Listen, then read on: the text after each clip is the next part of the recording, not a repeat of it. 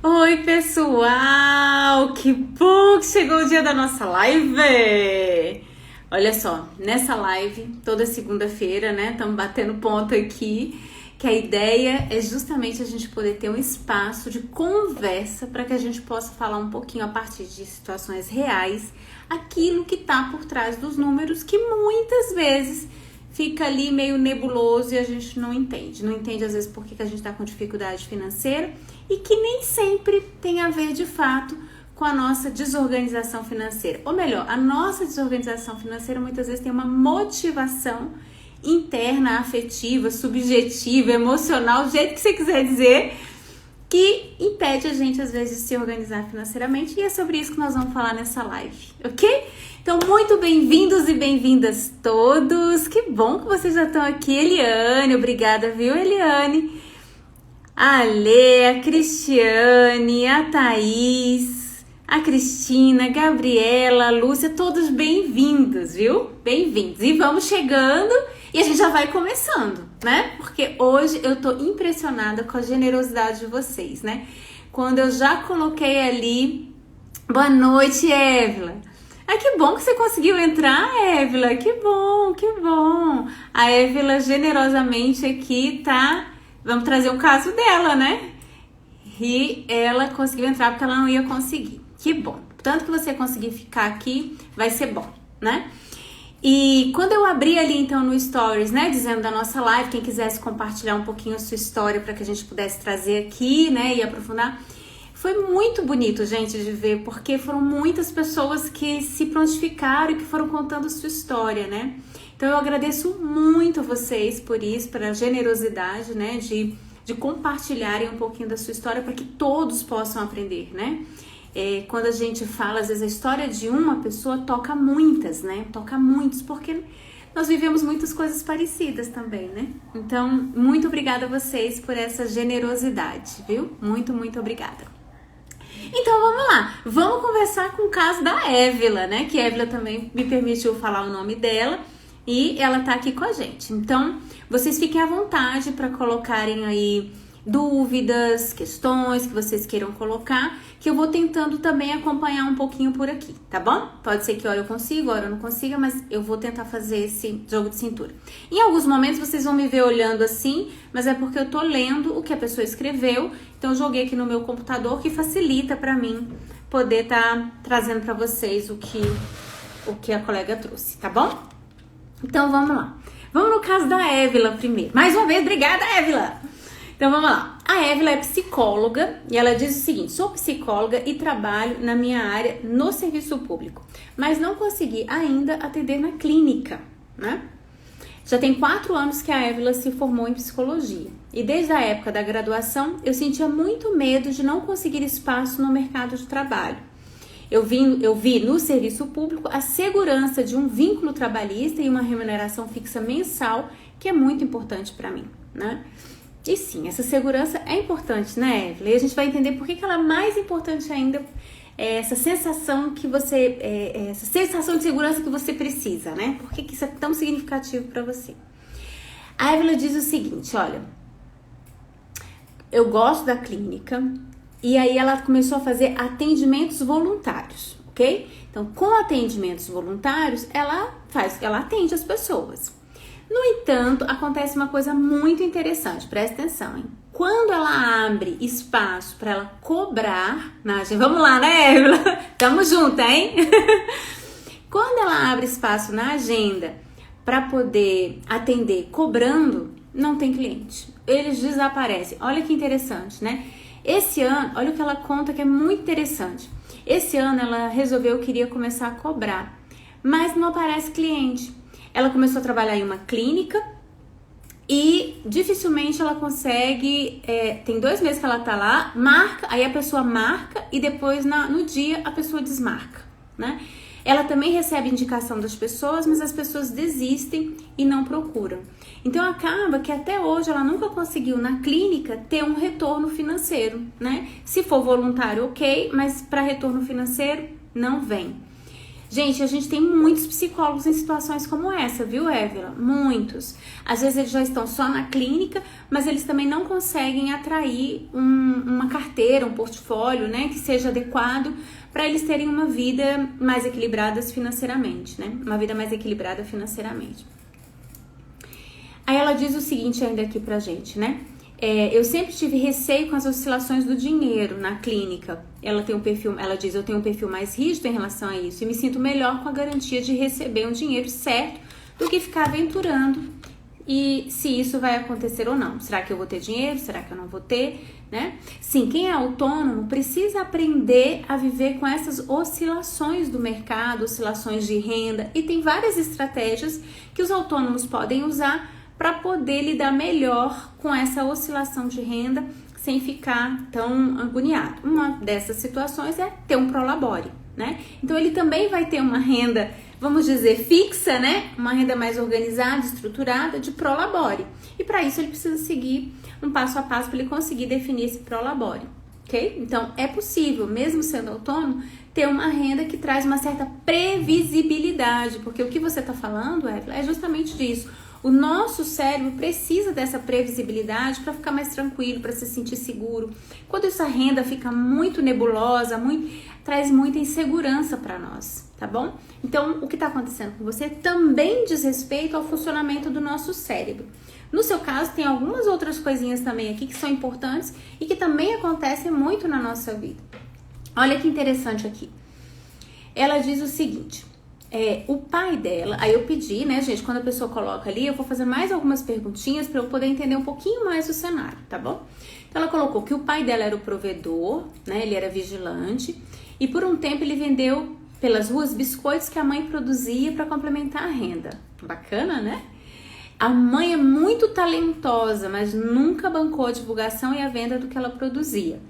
Temos várias produções dela em casa, que ela está disposta a doar, mas não a vender. Évila, já vou puxar um ganchinho aqui quando você colocou isso. Minha mãe está disposta a doar, mas não a vender. E o que tem acontecido com você na clínica?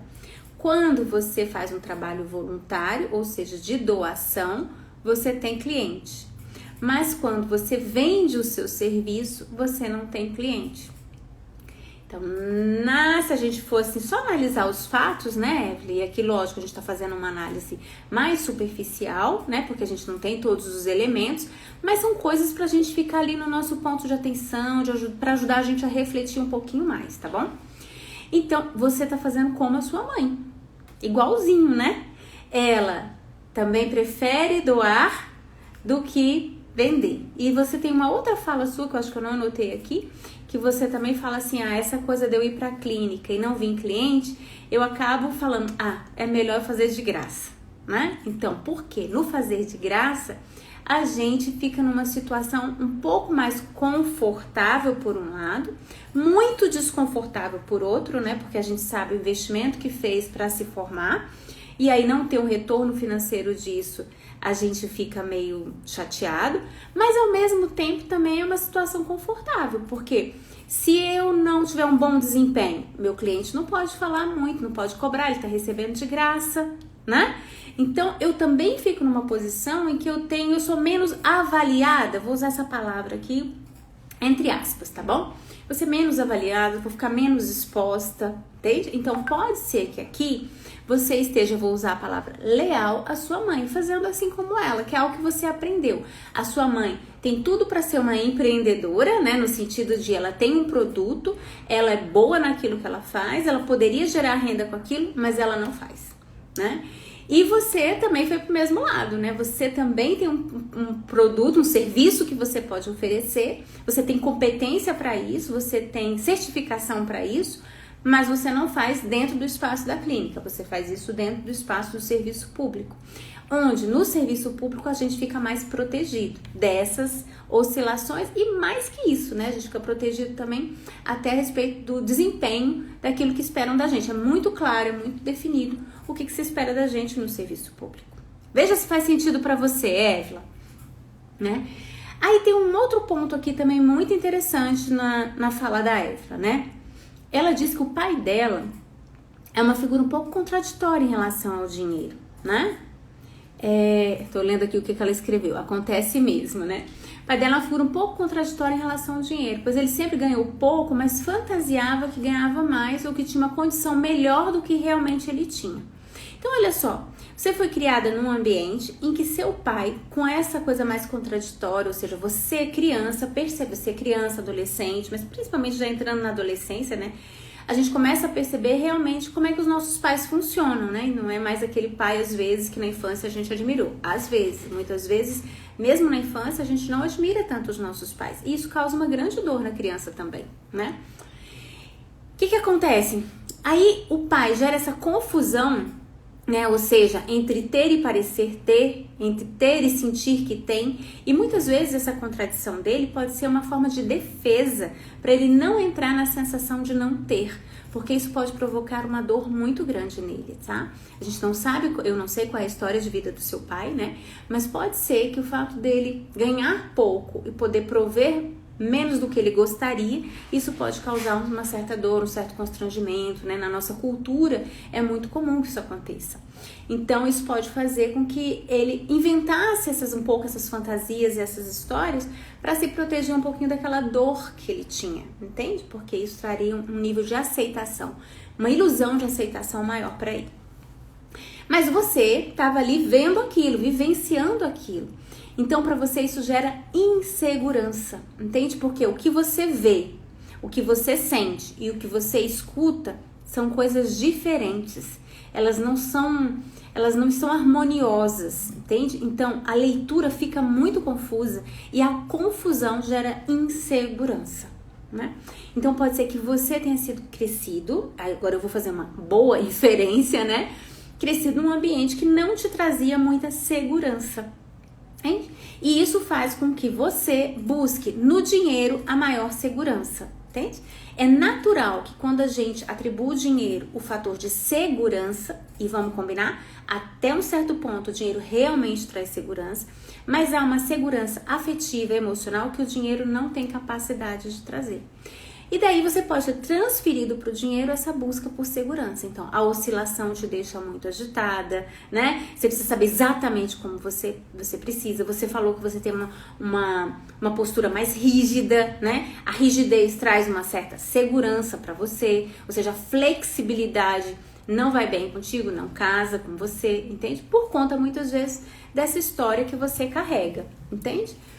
E você deve ter vivido muitas outras coisas, lógico, né? Muitas coisas que não estão aqui presentes na sua fala, claro, né? Não dá pra trazer isso aqui em 2 minutinhos, né? Você me relatando ali. Então, eu imagino que você também tenha vivido muitas outras histórias que tenham trazido esse nível de insegurança. Então, você busca no dinheiro essa segurança.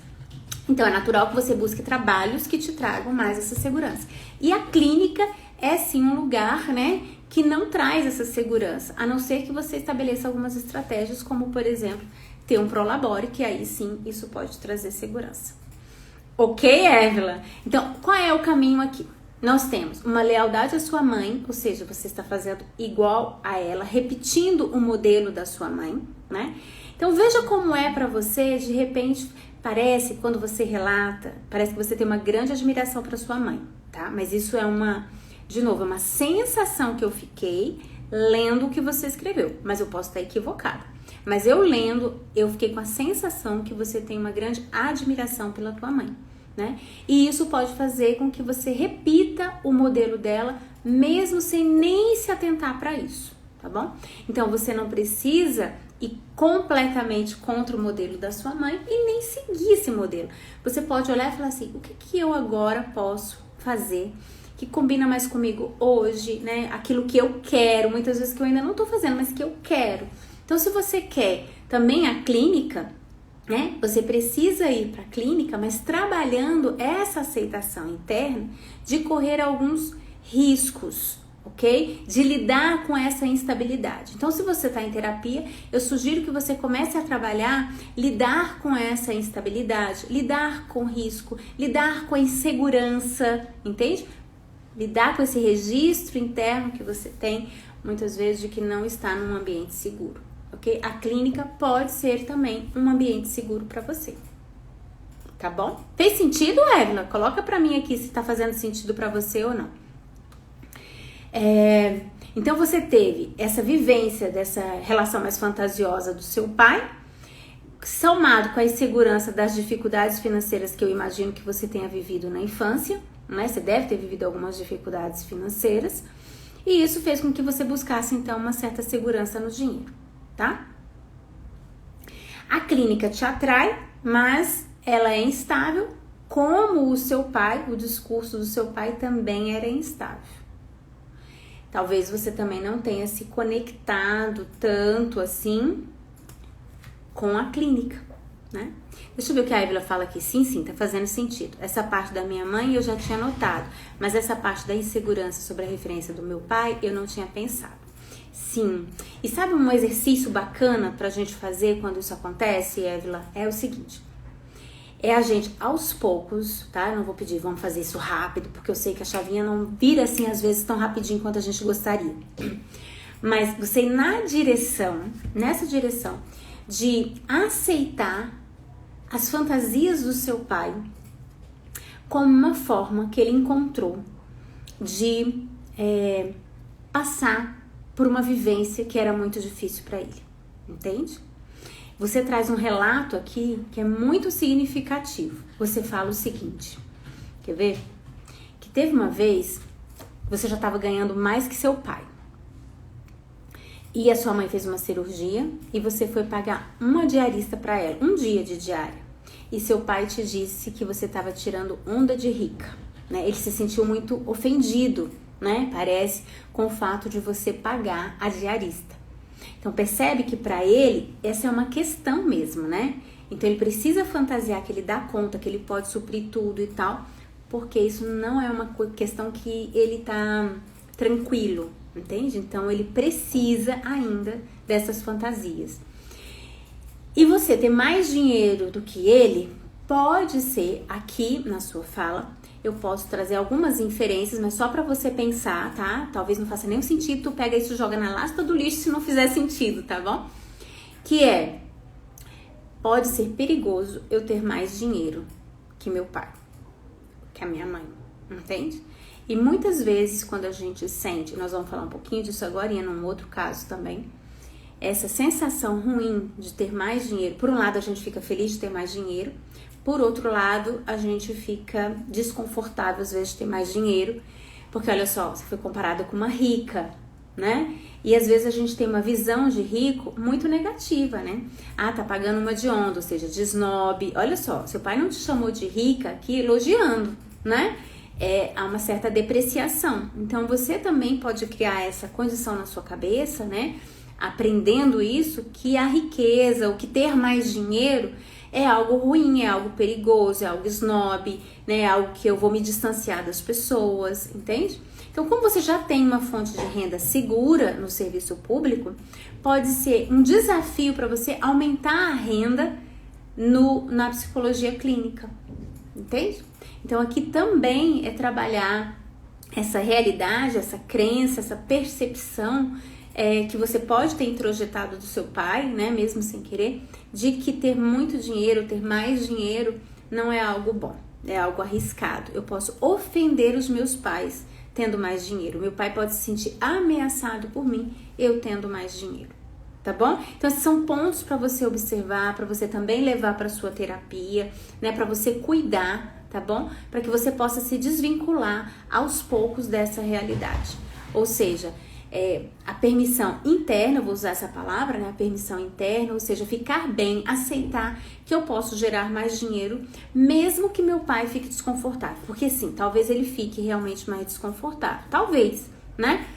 E você vai ficar bem com o desconforto dele, entende? É trabalhar isso para que você fique bem com o desconforto dele. Depois trabalhar essa questão da lealdade à sua mãe. Mãe, eu vou fazer diferente de você. Né? Eu, além de fazer um trabalho voluntário, que você pode ter alguns clientes voluntários, eu também vou gerar renda com o meu serviço, com o meu trabalho, tá bom?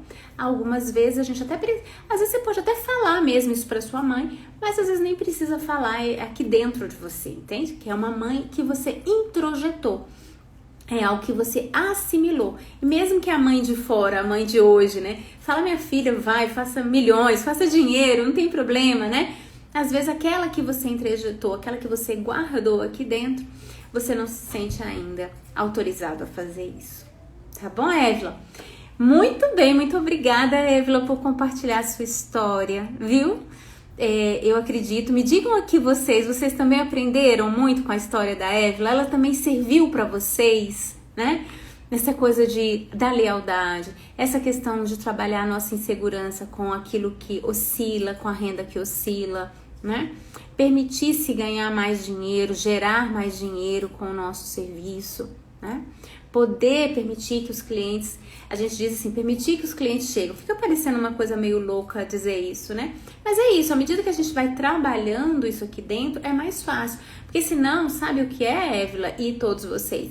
A gente tem um negócio chamado dissonância cognitiva, que é quando aquilo que eu acredito aqui dentro de mim, ou seja, vamos imaginar, é muito arriscado a clínica. Nosso cérebro não gosta de risco, ele gosta de previsibilidade. Ou seja, quando eu falo meu cérebro, é o meu sistema nervoso, né? Ele não gosta, nosso cérebro, nosso sistema, ele é preparado para lidar, para se preservar. E o risco é uma ameaça, tá bom? Então, o que acontece quando o meu cérebro lê que aquilo é um risco? Então, eu fico o tempo inteiro falando que é arriscado. Aí o meu cérebro fala, opa, então não vamos investir em esforços e energia numa coisa que é arriscada, não é? Se o cliente chega e bate na porta, eu tenho um risco de começar a perceber que aquilo que eu tanto temia, talvez não seja bem daquele jeito. Talvez a clínica possa trazer uma boa renda para mim. E isso vai fazer com que eu entre em dissonância cognitiva, ou seja, aquilo que eu acredito vai contra aquilo que está acontecendo na minha vida. E aí, adivinha quem vai ganhar? Eu falo isso sempre nos cursos. Ai, gente, o gato me mordeu. Rafinha, tira o seu. O que vai acontecer? Eu vou...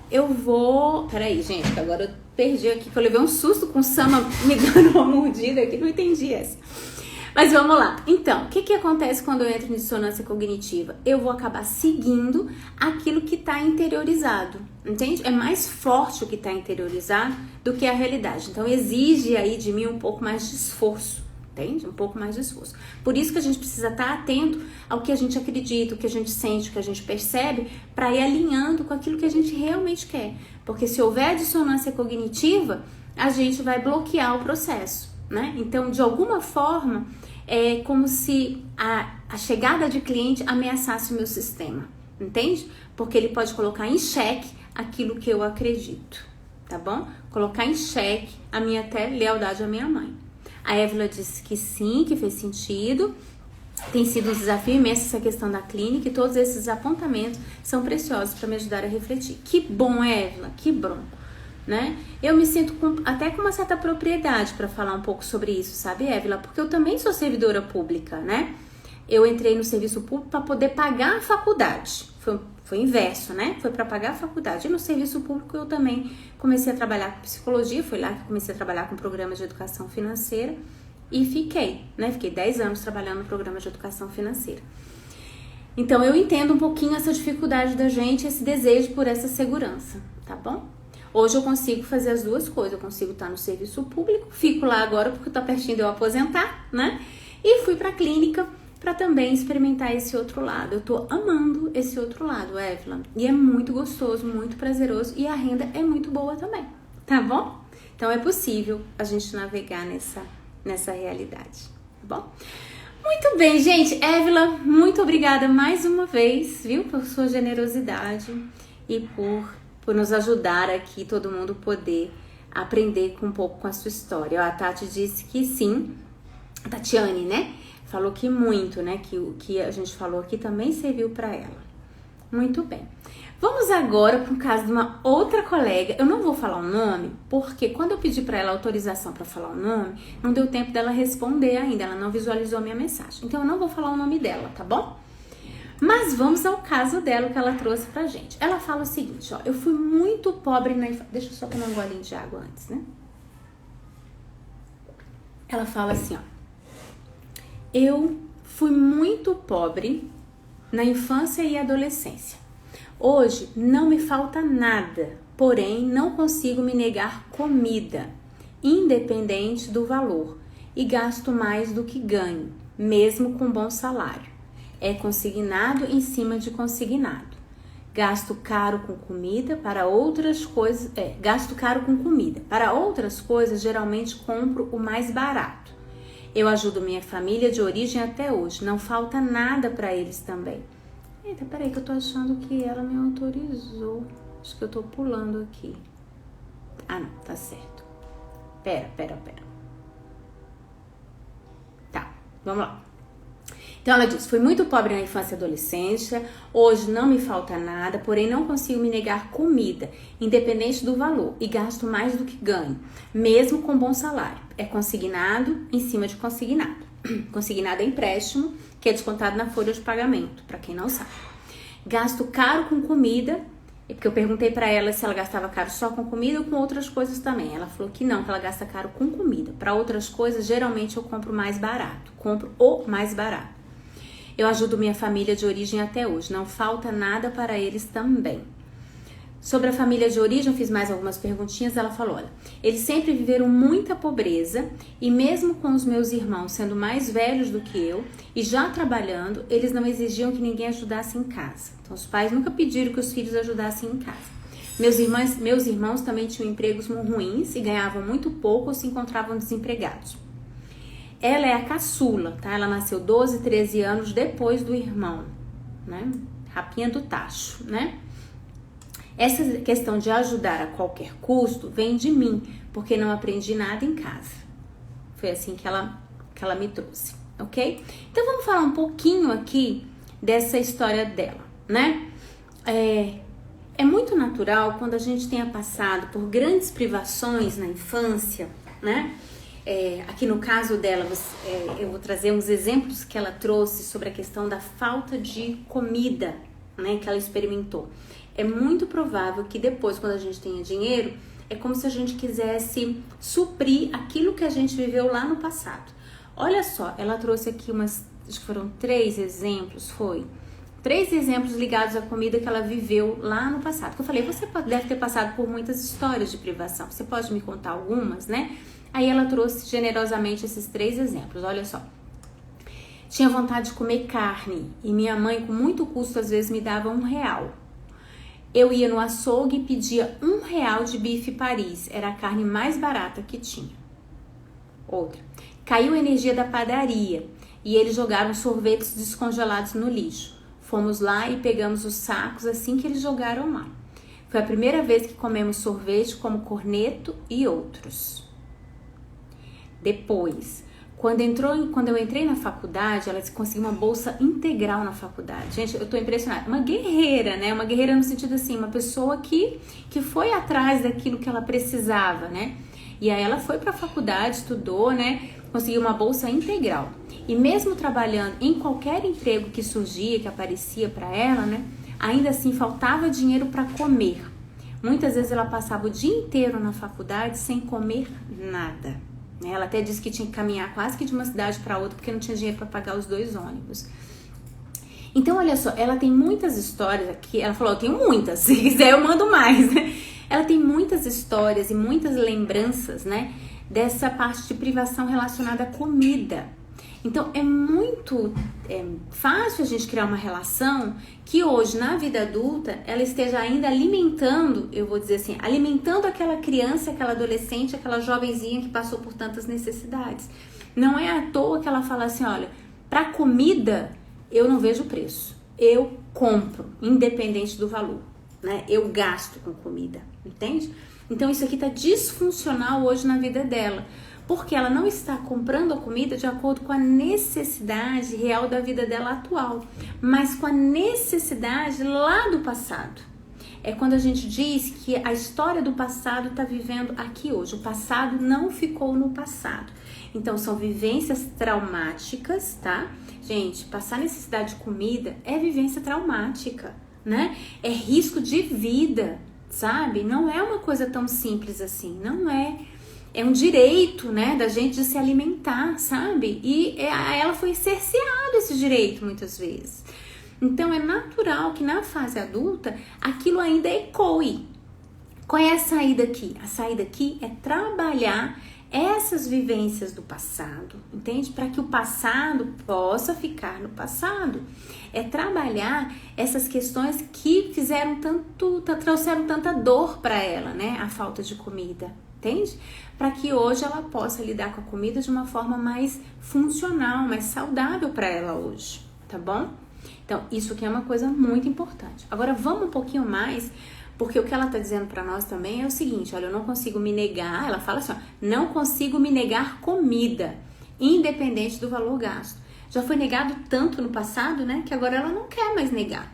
Mas nós não estamos falando aqui de negar a comida mais hoje, entende? Mas é de você comer de uma forma que seja boa para você hoje, né? E que não afete as suas finanças, entende? Que não traga um transtorno para você financeiro. Então é adequar a essa realidade. Hoje você tem condição financeira de comer, né? Como você mesmo diz assim, olha, hoje eu tenho uma boa renda e eu ajudo minha família com isso. Então minha família não passa também mais por privação. Ninguém mais passa hoje por privação, não precisa mais. Esse passado ficou no passado. Lá precisava, hoje não precisa mais passar por isso, né?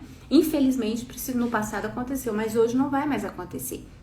Então, você pode já se alimentar de uma forma que faça mais sentido, tá bom? Para essa vivência atual. Ou seja, o meu comportamento de hoje precisa ser coerente com a minha vivência de hoje, tá bom? Então, ela fala também aqui, né? Então, a queixa dela é o gasto muito, é consignado em cima de consignado. E aí tem o gasto com a comida e tem um gasto também com muitas coisinhas baratas que ela vai comprando, né?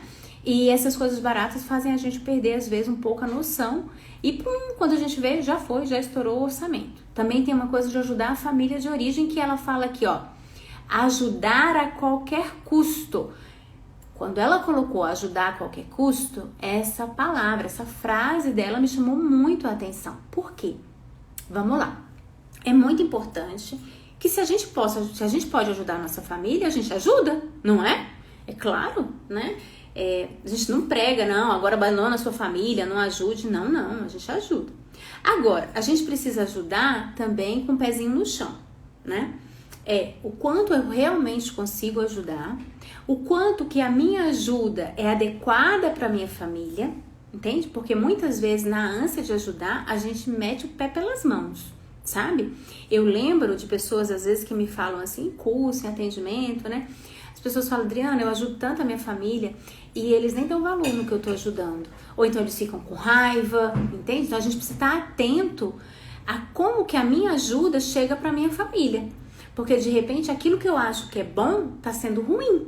Mas eu não estou mais conectada com aquela família. Eu estou conectada com a minha criança, com a minha dor, com a minha necessidade de salvar a minha família. E não com a necessidade atual da minha família. Então, essa falta, às vezes, de se perceber no tom real agora, da conexão de hoje, pode fazer você tomar decisões erradas. Vou dar um exemplo para ficar mais fácil para vocês.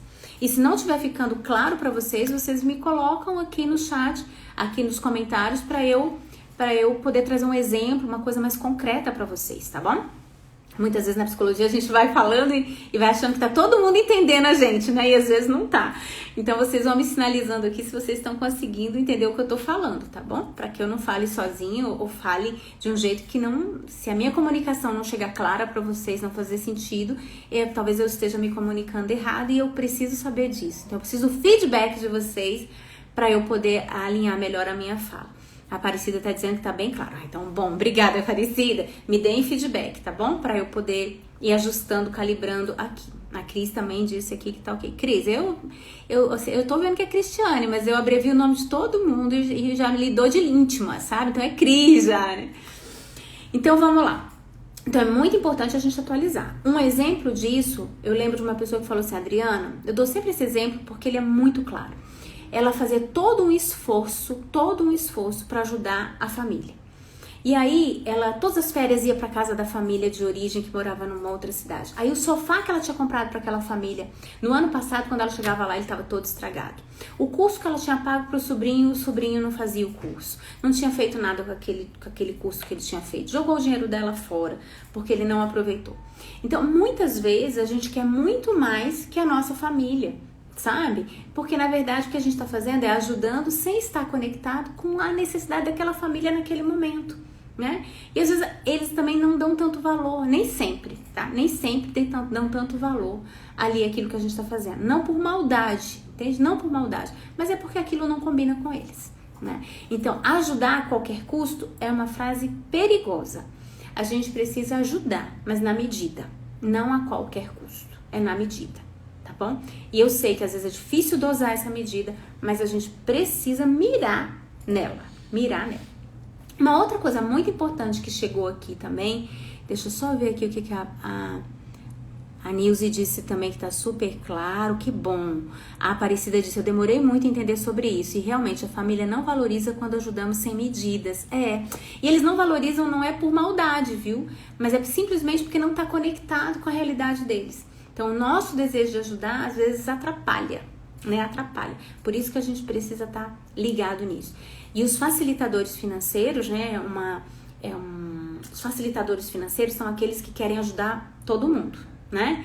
E às vezes nessa boa vontade deles, mete o pé pelas mãos, eles ficam com raiva e quem é ajudado também nem sempre quer, né? Nem sempre quer daquele jeito. Então, acaba complicando um pouquinho, tá bom? Uma coisa muito importante aqui também nessa história que eu quero trazer, que eu quero pensar pra vocês, é o seguinte. A família tinha dificuldade financeira, é uma família com poucos recursos. E ela fala que hoje, né, ninguém tem necessidade, ninguém passa por necessidade.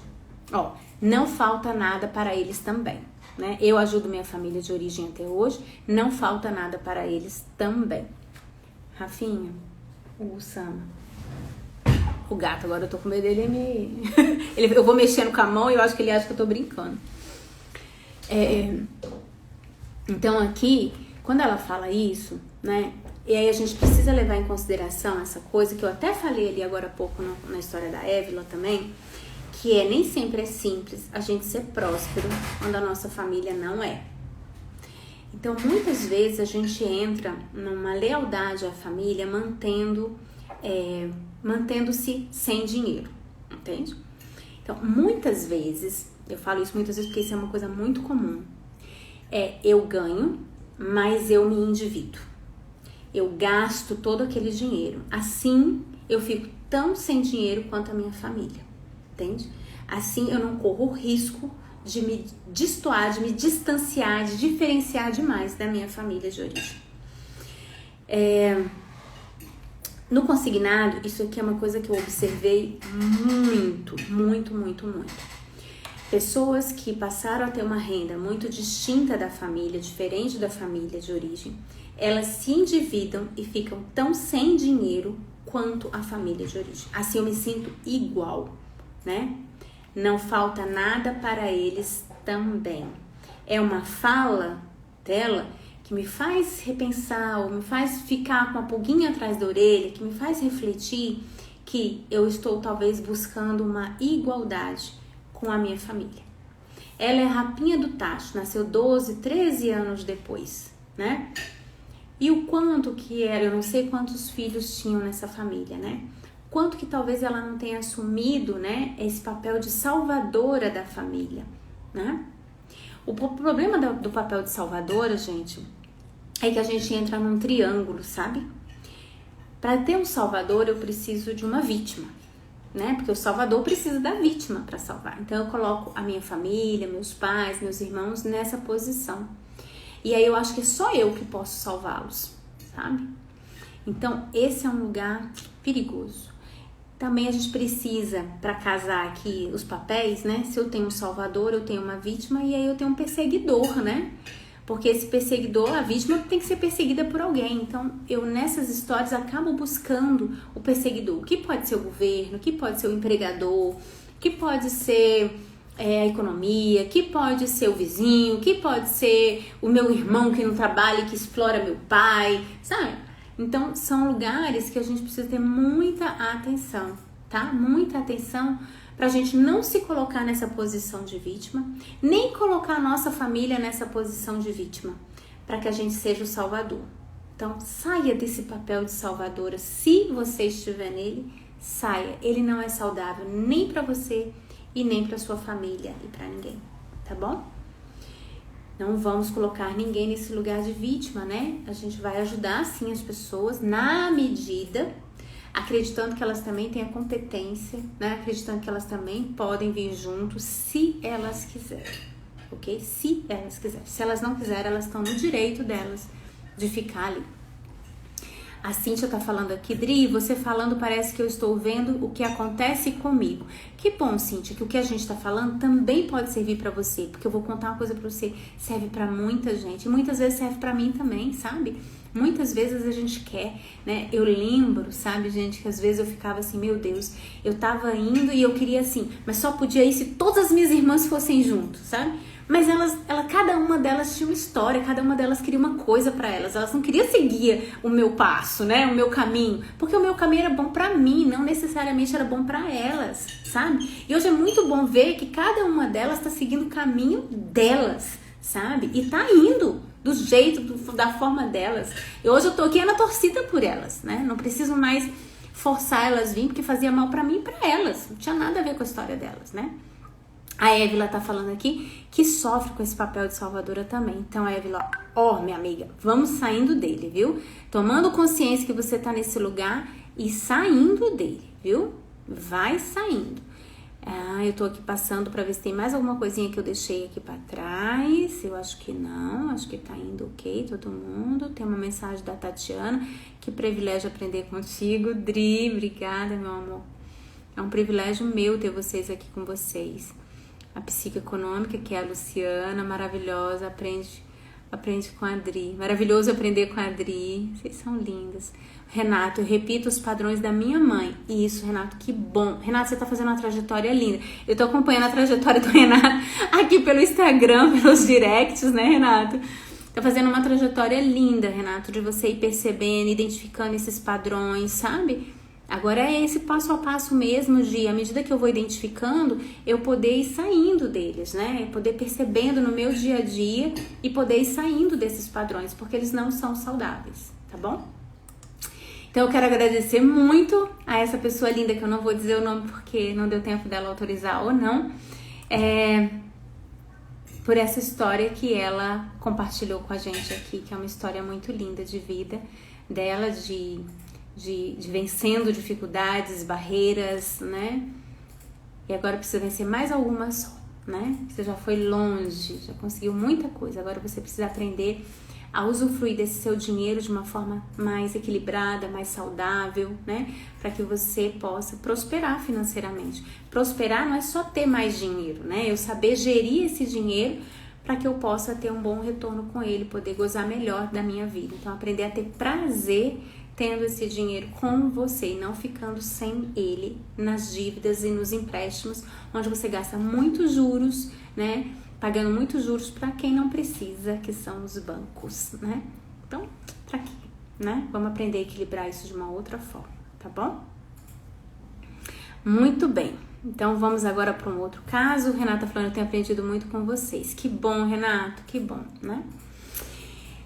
E olha, gostei disso aqui, com vocês. É isso, sabe, gente? É aqui, ó, todos nós juntos, nós vamos aprendendo juntos, entende? Eu sou só uma facilitadora, tá bom? É todos nós juntos aqui aprendendo. E vocês têm sido fabulosos nisso quando vocês compartilham a história de vocês. Então vamos aqui pra Eliane agora. A Eliane, deu tempo dela falar, porque eu perguntei agora há pouco, né? Posso falar o nome ou não, né? A Eliane permitiu, deu tempo. Olha só o que a Eliane coloca aqui pra gente. Compro tudo parcelado, me parece que se não for assim, eu não consigo ter nada. Identificou, gente? Isso aqui, ó, metade, né, ou mais da população, né? Muita gente acredita nisso, né? Que se eu não me endividar, né, eu não tenho nada, né? Muitas vezes a compra parcelada é seguida de juros, né? A gente tá pagando juros muitas vezes. Ela fala o seguinte, que já tentou comprar à vista, mas não consegue juntar o dinheiro. Então, como ela não consegue juntar o dinheiro todo, ela acaba indo lá e comprando parcelado mesmo. Às vezes ela fica endividada e me perco nas parcelas, né? Talvez eu seja um pouco impulsiva, porque eu perguntei pra ela se ela se via como uma pessoa impulsiva. Ela disse que talvez ela seja um pouco impulsiva. Ela disse que já teve dinheiro guardado, que hoje ela não tem, ela só tem uma reserva de emergência. Parabéns porque você tem uma reserva, parabéns, muito bem. Ela diz o seguinte, fui criada somente pela minha mãe, que tinha um péssimo relacionamento com o dinheiro. Sempre endividada, minha mãe estava. Por um período eu tinha um padrasto que ganhava, por um período o meu padrasto ganhava muito dinheiro, mas nunca construiu nada. Gastava com coisas inúteis e hoje ele está desempregado sem renda. Ela diz o seguinte, eu penso muito no meu futuro e procuro construir um patrimônio. Sempre ouviu que o dinheiro não dá em árvore e nunca tinha dinheiro... e ela diz que na vida dela, na infância dela, nunca tinha dinheiro para nada, né? Passaram por muitas necessidades. Hoje ela tem muito mais dinheiro que a mãe imaginou ter na vida. Mas eu tenho vergonha disso. Ó, a gente acabou de falar sobre isso, não é? A dificuldade que a gente tem de ter mais dinheiro que a nossa família de origem, né? Então ela tem vergonha. O que é a vergonha? Já falei isso aqui pra vocês, vou falar de novo.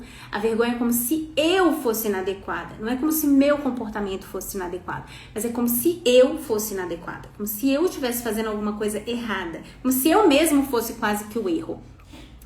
Então quando eu tenho vergonha de ter dinheiro que a minha mãe não tem, né? Isso me gera uma sensação extremamente agoniante, extremamente angustiante, né? Essa sensação de ter vergonha, de desconforto, eu tenho que esconder. Então, o que eu faço? Eu acabo ficando sem dinheiro, porque assim eu fico igual a minha mãe, sem dinheiro também. Repito a história da minha mãe, repito essa história da minha família, ok? Então, aqui esse é o maior ponto de atenção, é resolver isso, sabe? É dizer, gente, tá tudo bem eu ter mais dinheiro que a minha mãe. Isso não é um crime, isso não é um problema. Pelo contrário, mostra que a minha mãe, né, ela conseguiu, apesar de todas as dificuldades dela, ela me ajudou de alguma forma a que eu chegasse até aqui podendo ter uma renda melhor que a dela. Que bom, que bom, que bom, que bom mesmo, sabe? Então agradeça a isso, sabe? Reconheça isso e honre isso. Eu vou usar essa palavra, honrar, e vou contar um caso para vocês perceberem como é importante isso. A sua mãe você sendo uma pessoa próspera. E aí eu acabei de falar, né, que a prosperidade não é só sobre ter o dinheiro, porque ela tem o dinheiro. O que ela faz é mau uso do dinheiro, porque quando compra muitas compras parceladas, eu perco na organização financeira. É muito difícil eu ter uma boa organização financeira quando eu faço muitas compras parceladas, porque exige de mim que eu tenha uma organização financeira muito redondinha quando eu lido com muitos parcelados. E então, compras parceladas é uma forma de você ficar sem dinheiro. É uma forma de ficar. A gente olha o fato. O fato é, eu estou sem dinheiro? Eu estou sem dinheiro. Então eu estou igual a minha mãe, que também não tem dinheiro. Entendeu? E aí eu tô, de novo, ou na lealdade, eu vou evitar o sentimento de vergonha. Ó, a Eliane tá falando aqui. Nossa, muito incrível, nunca tinha pensado assim. Pois é, Eliane, é isso, sabe? Às vezes a gente fica ali no esforço da organização financeira, mas o que motiva a minha desorganização financeira, o que motiva, às vezes, eu não entrar na organização, né? É o quê? É essa minha ideia de que eu preciso ficar tão sem dinheiro quanto a minha mãe. Porque a vergonha e o desconforto, ela é gigante, ele é gigante. Então eu não quero experimentar isso. Como eu não quero experimentar isso, eu vou ficar sem dinheiro. Você faz isso de forma consciente, Eliane? Não, você não faz de forma consciente. Isso faz parte do nosso inconsciente. Lembra da dissonância cognitiva que eu falei agora há pouco? A gente evita isso. O nosso sistema, o nosso cérebro, ele é muito sagaz, ele é muito inteligente. Ele evita que a gente entre no sofrimento e na dor, né? Então, ter dinheiro com você traz também a vergonha, traz a dor, né? Eu não sei ainda direito também a história com teu pai, né? Porque você foi criada com a tua mãe. E aí você teve um padrasto, que eu não sei qual é o seu vínculo com ele, quais são o modelo, mas ele foi um modelo também de desorganização financeira, né? Então você talvez não tenha referências de organização financeira. E a gente poderia fazer mais inferências com relação à questão paterna. mas eu acho que não precisa. Eu acho que o mais importante aqui é você ver que você não teve modelos de organização financeira. Então você precisa construir isso para você sem ter esses modelos de casa. Você vai aprender isso. Você precisa ser paciente com você no seu processo de aprendizagem. E você precisa ir perdendo essa vergonha, sabe? Tá tudo bem você ter mais que a sua mãe. Tá tudo bem. Provavelmente, às vezes, ela vai ficar até contente que você possa ter mais que ela, que você possa ter ido mais longe que ela, né? E se porventura ela não gostar disso, porque algumas não gostam, tá tudo bem também, né? A gente não precisa agradar sempre os pais, né? Tá bom? Veja se fez sentido pra você, Eliane. Eu tô aqui já de olho no relógio, que eu acho que quando dá 1 hora cai a live, né? Aí eu já fico aqui, né? Eu acho que daqui a pouco acaba caindo. Gente, me digam então aqui, Eliane, eu quero, antes de tudo, agradecer muito você, viu? Você também disse uma outra coisa muito importante, passamos por muitas necessidades. E aí, de novo, é como lá no caso das nossas outras 2 colegas, né? Quando a gente passa muita necessidade na infância, às vezes a gente tem um gasto que é como se a gente quisesse compensar aquilo que a gente viveu na infância. Então, a gente está preso lá no passado, a gente não está gastando de forma funcional e adequada com a nossa realidade de hoje. Então, a gente precisa fazer uma atualização, um upgrade, não é assim que a gente faz no computador, nos softwares, né? A gente faz uma atualização nos aplicativos, é isso. Você precisa fazer essa atualização no seu aplicativo interno aí, no seu cérebro, tá bom? Essa história de privação e de necessidade foi do passado. Hoje você não passa por privação. A sua renda provavelmente é suficiente para você ter uma vida equilibrada, organizada. Às vezes não vai ser com grandes como é que fala, gente? Grandes gastos, né? Aqueles gastos assim com grandes luxos, né?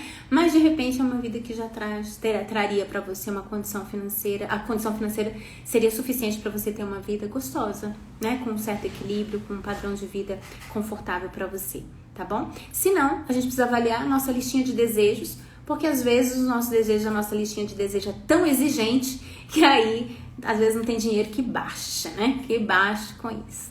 Ok? A Eliane disse que fez muito sentido, sim. Que bom, Eliane. Então, olha, conta comigo, tô aqui, viu?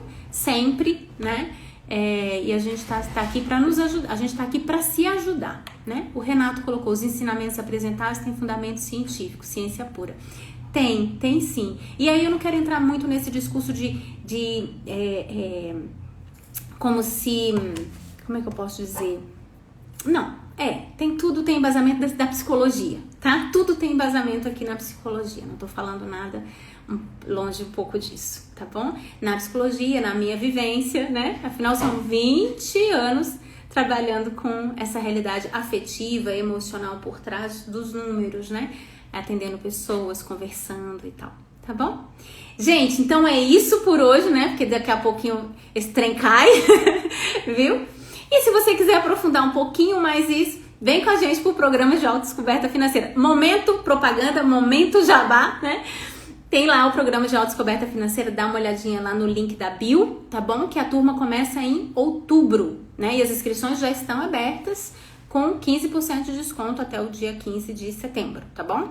Então vem fazer o programa com a gente, que aí lá no programa a gente aprofunda mais ainda, porque você vai ter aulas gravadas, nós vamos ter 8 encontros ao vivo e online para aprofundamento, para tirar dúvidas de vocês. Temos meditação, muitos exercícios para ajudar vocês nessa caminhada, tá bom? E o meu acompanhamento junto com a Daniela, que também é uma psicóloga financeira, bem pertinho ali de vocês. Não substitui a terapia, mas ele é um programa extremamente terapêutico que dá muito pano pra manga, viu? Dá muito pano pra manga, tá bom? Renato tá falando como fazer para modificar os pensamentos e comportamentos que estão enraizados. Enfrentando, viu, Renato? A gente tem na terapia, a gente tem alguns instrumentos de terapia que a gente pode usar, que às vezes agiliza, ajuda e tal. Mas você aí, né, seguindo, você pode fazer o quê? Você pode ir enfrentando, tomando consciência e fazendo diferente. Tomando consciência e fazendo, e tateando, sabe, gente? É aos pouquinhos mesmo. Então, vamos pegar aqui um exemplo. Eu tenho um comportamento ou um pensamento, né? Vamos colocar um pensamento de que eu não posso ter mais que a minha mãe. Vamos pegar o exemplo que hoje reinou aqui, né? Então, eu tomo consciência disso, isso por si só já é um bom passo, um bom primeiro passo. Depois, eu vou sentir esse desconforto e vou aprender a tolerar esse desconforto, porque muitas vezes o que me faz correr lá e gastar e ficar sem dinheiro é porque eu não tolero a sensação desconfortável. Então aí entra inteligência emocional na veia, né? Na veia. Eu preciso aprender a tolerar o desconforto, porque o processo de mudança é desconfortável, porque nós estamos fazendo coisas que nós não estamos acostumados a fazer, fazendo coisas que muitas vezes vai contra, né, toda uma realidade que a gente aprendeu. Então nem sempre é fácil fazer um processo de mudança. Eu vou dizer que quase sempre é difícil, né? Então a gente precisa tolerar aquele processo de mudança, tolerar aquele desconforto que a gente vai experimentar, tá bom? Buscar amparo, ou seja, ter algumas pessoas ou uma pessoa de confiança que possa ali, às vezes, continuar torcendo com a gente, continuar, né, dizendo vai dar certo, né, e tal, um lugar onde eu possa me abrir para que no processo de mudança, quando a gente tem um outro parceiro, parceira, e aí eu não tô falando de conjugalidade, tá? Eu tô falando às vezes de um amigo, uma amiga, né? Uma pessoa que torce com a gente. Essa sintonia, sabe? Muitas vezes nos ajuda a seguir, porque seguir sozinho, às vezes é mais difícil, né? Por isso que às vezes eu tô defendendo a gente criar essa comunidade aqui, essa ajuda, porque a gente percebe que não tá só, que tem outras pessoas também que estão junto, que a gente, no nosso caso, não é um caso isolado, muitas pessoas vivem a mesma realidade, né? Então, tá junto com outras pessoas é um fator que ajuda também a gente a ir mudando esse comportamento aí aos poucos, tá bom, Renato? Então, esses são alguns caminhos, algumas orientações, tá bom?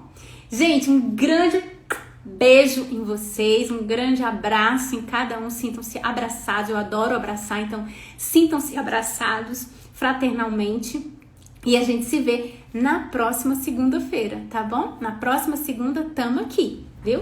E fique atento lá às caixinhas, porque aí eu peço também quem quer apresentar. E os colegas que hoje colocaram lá que queriam que eu trouxesse o caso e eu não trouxe, eu vou responder lá na caixinha algumas coisas para poder ficar mais tranquilo, tá bom? Amanhã ou depois de amanhã eu respondo, porque amanhã eu vou fazer uma pequena cirurgia de varizes, então eu não vou conseguir ficar respondendo, mas na quarta aí eu tô em casa mais tranquila e eu vou responder, tá bom? Posso demorar um tiquinho, mas eu respondo, tá bom? Gente, beijo grande pra vocês, viu? E até segunda-feira, se Deus quiser. Beijo, tchau, tchau. Coloca nos comentários depois se vocês gostaram da live, tá bom? Tchau, tchau.